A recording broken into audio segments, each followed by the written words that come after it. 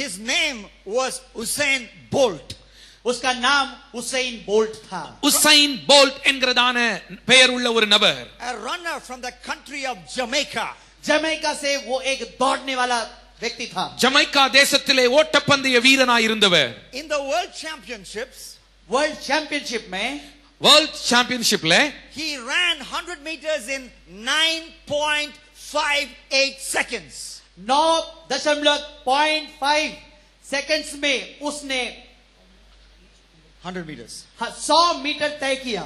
100 metre ஓட்டத்தை 9.58 செகண்ட்ல அவர் ஓடி முடித்திருக்கிறார். It was a huge world record. और ये एक बहुत बड़ा पूरे वर्ल्ड रिकॉर्ड माना गया. அது மிகப்பெரிய ஒரு வேர்ல்ட் ரெக்கார்டாக இருந்தது. And then a few days later, लेकिन कुछ समय बाद சில நாட்களுக்கு பிறகு he ran 200 meters. वो 200 मीटर दौड़ा. அவர் 200 மீட்டர் ஓட்டத்தை In a world record time of 19.19 seconds. और वो भी एक वर्ल्ड रिकॉर्ड होने पाया, वो भी 19.09 पे. 19.18 செகண்ட்ல அவர் வேர்ல்ட் ரெக்கார்ட்ல அவர் ஓடி முடித்திருக்கிறார். He was the world's fastest runner. वो संसार का सबसे तेज भागने वाला एक व्यक्ति था. முழு உலகத்திலேயும் அதிவேகமாக ஓடி முடிக்கக்கூடிய ஒரு ஓட்டப்பந்தய வீரர். Some people said, however, कुछ लोगों ने ऐसा कुछ कहा. யாரோ ஒருவர் இப்படியாக சொன்னார்கள், Usain Bolt is running fast because he's under the influence of performance enhancing drugs. और वो कुछ लोग उसके बारे में बोलने लगे, वो उसेन बोल्ट इसलिए इतना तेजी से भाग पा रहा है क्योंकि शायद कुछ दवाई उसने ली है जिससे कि वो इतना तेज भाग पाए. உசைன் போல்ட் அவர் வேகமாக ஓடுகிறதற்கென்று அவர் ஒரு ட்ரக் எடுக்கிறது நிமித்தமாகத்தான் இவ்வளவு வேகமாக ஓடி இருக்கிறார் என்று யாரோ சொன்னார்கள். To that accusation, Usain Bolt replied this way. और उस दावे पर जो लोगों ने उसके ऊपर ताना, उसने यह जवाब दिया. அப்படி குற்றம் சாட்டப்பட்ட போது உசைன் இப்படியாக ஒரு பதிலை அவர்களுக்கு கொடுத்தார். I like what he said in response. I really like it. मुझे बहुत पसंद है उसने क्या कहा उसके उत्तर में. உசைன் சொன்ன அந்த பதில் எனக்கு மிகவும் இஷ்டமாக இருந்தது. Do you know what he said? क्या आप जानते हैं उसने क्या कहा? அவர் என்ன சொன்னார் தெரியுமா? I am clean and I will stay clean. I will not touch performance enhancing drugs. उसने कहा मैं पवित्र हूं और मैं पवित्र रहूंगा. मैंने कभी भी ऐसी कोई ड्रग्स या दवा नहीं ली है. உசைன் சொன்னார், நான் சுத்தமாய் இருக்கிறேன், சுத்தமாய் இருக்க வேண்டும் என்று விரும்புகிறேன். இப்படிப்பட்ட ட்ரக்கை நான் ஒருபோதும் தொடமாட்டேன் என்று சொன்னார். That's the question I want to ask you today. यही एक प्रश्न है जो मैं आपसे पूछना चाहता हूं. இன்றைக்கு இந்த கேள்வியை நான் உங்களிடத்தில் கேட்கிறேன். Will you tell the Lord, I want to be clean and I want to stay clean away from the beating all the temptations. क्या आप परमेश्वर से ये कहने पाएंगे, हे परमेश्वर मैं पवित्र ठहरना चाहता हूं, मैं पवित्र बने रहना चाहता हूं और हमेशा तेरे लिए होना चाहता हूं. இந்த காலை வேளையில இங்க வந்திருக்கிற நீங்கள் ஆண்டவரை பார்த்து, ஆண்டவரே நான் சுத்தமாய் இருக்க விரும்புகிறேன், இந்த உலகத்தின் அசுத்தங்களுக்கு நான் விலகி இருக்க விரும்புகிறேன் என்று உங்களில் எத்தனை பேர் சொல்ல போகிறீர்கள்? Do you desire to stay clean, live a consistent holy life? क्या आपकी यह इच्छा है कि आप पवित्र बने और पवित्र जीवन जीते रहें? பரிசுத்தமாய் வாழ்ந்து சுத்தமான ஒரு வாழ்க்கை வாழ வேண்டும் என்று நீங்கள் விரும்புகிறீர்களா? Yes. हाँ. விரும்புகிறீங்களா? எஸ் சொல்வீங்களா? Yes. That is God's will for us. और यही परमेश्वर की इच्छा है हमारे लिए. இதுதான் நம்மை குறித்த தேவனுடைய சித்தமாய் இருக்கிறது. My Bible says. என்னுடைய बाइबल बताती है. என்னுடைய பைபிள் சொல்லுகிறது. In 1 Thessalonians chapter 4 and verse 3. पहला तेसलोनिके की किताब उसका 4 और 3 पद. 1 தெசலோனிக்கேயர் 4வது அதிகாரம் 3வது வசனத்திலே. For it is the will of God, your holiness, that you abstain from sexual immorality.